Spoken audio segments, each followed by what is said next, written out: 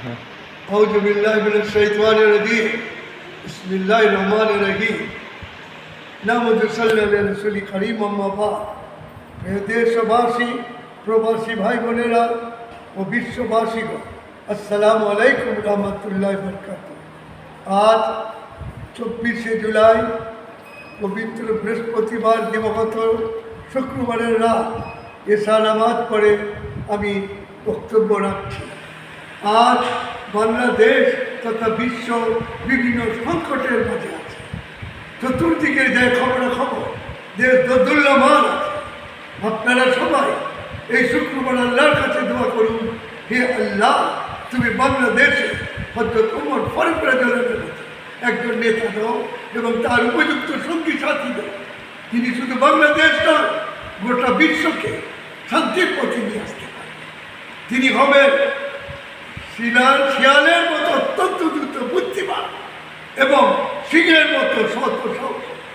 আমার এই দেশের যে অবস্থা, দেশকে রক্ষার জন্য আপনার গোপালগঞ্জ চলে যেতে পারে সশস্ত্র বাহিনী, যে মব চলছে, যে চুরি ডাকাতি চলছে, উচ্ছৃঙ্খলা চলছে, মানুষের মতো ইচ্ছায় হোক অনিচ্ছায় হোক যে মানুষ মারা যাচ্ছে, সেটা বড় কথা না, কিন্তু তাদের চিকিৎসায় তাদের সহায়তা সেইভাবে উদ্যোগ নিতে সরকার ব্যর্থতা পরিচয় দিচ্ছে।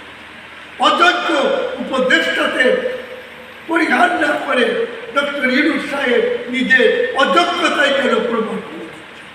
সোশ্যাল মিডিয়ায় বিভিন্ন দেশ বিদেশের লোকদের কথায় আমি অত্যন্ত নিরুৎসাহিত হয়ে পড়ছি।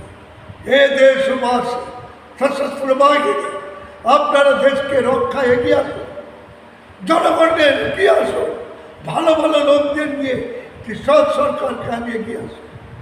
অবসরপ্রাপ্ত সকল সামরিক বেসামরিক কর্মকর্তা, বিপুল পরিমাণ যুব সমাজকে, নারী শক্তিকে, দেশ ও জাতির কল্যাণে মৃত বই বিদেশ থেকে এত গম আনার কি দরকার? আমাদের ভুট্টা আছে, সবজি আছে, আটানা দিয়েও নাকি ফুলকপি নবে বিক্রি হচ্ছে না। এগুলি খান, সবজি বাড়ান, ভাত রুটি কম খান, লাউ শিম কুমড়া এগুলি বেশি করে খান, দেখবেন স্বাস্থ্য ভালো থাকবে, দেশ ও জাতির উপকার। এগুলি আমি করে দেখছি।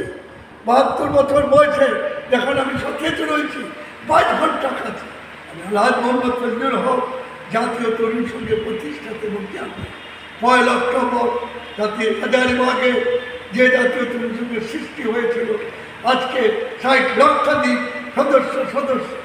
আজ এই দেশে আমরা জনগণের আস্থাশীল একটি প্রতিষ্ঠান, আমরা 700-র মতো স্কুল কলেজ মাদ্রাসা গড়ে তুলেছি। সবই তো জাতীয় তরুণ সংঘের নাম। আর কিছু না করুন, অন্তত পক্ষে আবারও বলছি, আসুন আমরা সবাই তওবা করি, নিজের ভুল ভ্রান্তিগুলির জন্য আল্লাহর কাছে মাপ চাই এবং যার যা কিছু আছে তাই নিয়ে এই দেশের সেবা করি। সেবার মধ্য দিয়েই সত্যিকার রাজনীতি আসবে, দুর্নীতির মধ্য দিয়ে নয়। দুর্নীতিকে পরিহার করুন, দল বেঁধে বেঁধে প্রচার অভিযান চালান, পোস্টার চালান, রাজনৈতিক দলগুলি দেশকে ভালোবাসে পারেন না। ওই অর্থ দিয়ে গ্রামে গ্রামে যান, একটা সেলাই সেন্টার করুন, মেয়েদের কাজে লাগান, বই নিয়ে যান, পাঠাগার করুন, প্রয়োজনে গাছতলায় শিক্ষার ব্যবস্থা করুন, কুটির শিল্পগুলি করে দিন, পরামর্শ সভা করে দিন। আবারও বলছি, সশস্ত্র বাহিনীর লোকজনকে এগিয়ে আসুন। সামরিক বেসামরিক সরকারি কর্মচারীরা ঘুষ দুর্নীতি ছাড়েন, না হলে আল্লাহ ফেরেশতা জিনদের দ্বারা আপনাদের অবলম্বনে শাস্তি দিবে। আমি 53,450 মসজিদে নামাজ পড়েছি, পৃথিবী 110টা দেশে গিয়েছি, ইদানিও দেশ বিদেশ ঘুরে আসছি। নিশ্চয় মহান সর্বশক্তিমান আল্লাহ আমাদেরকে 5ই আগস্টের চেয়ে একটি বড় কল্যাণমুখী বিপ্লব উপহার দেবে। ইনকিলাব জিন্দাবাদ, বাংলাদেশ জিন্দাবাদ, জাতীয় তরুণ সংঘ জিন্দাবাদ। সবাইকে ধন্যবাদ। আমার বক্তব্য শেয়ার করে দিন, ফেসবুকে পোস্ট করুন, বিভিন্ন জায়গায় সোশ্যাল মিডিয়ায় তুলে দিন। আল্লাহ।